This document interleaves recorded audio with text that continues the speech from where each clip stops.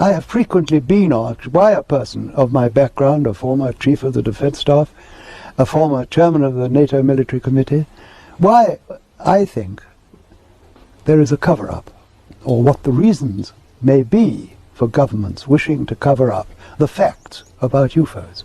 And a number of explanations have often been put forward, of which the most frequent and perhaps the most plausible is that the governments concerned, which are primarily that of the United States and that of my own country, believe that if they told the truth, which is that there are objects in our atmosphere which are technically miles in advance of anything that we can deploy, that we have no means of stopping them coming here, and that we have no defense against them should they be hostile, that, I believe, is because governments fear that if they did disclose those facts, people would panic.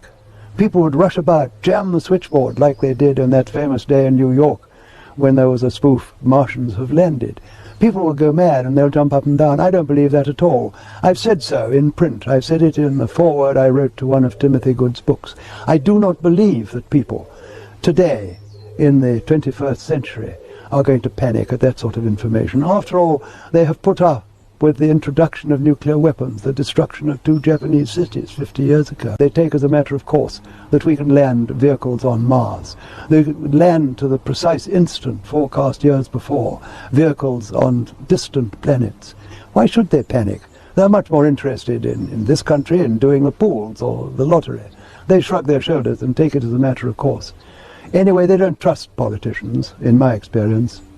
So I believe that that is the most likely explanation. There are, of course, others, but I think I'll have to settle for that. We are being visited and have been visited for many years by people from outer space, from other civilizations, that it behoves us, in case some of these people in the future or now should turn hostile, to find out who they are, where they come from, and what they want. This should be the subject of rigorous scientific investigation and not the subject of rubbishing by tabloid newspapers.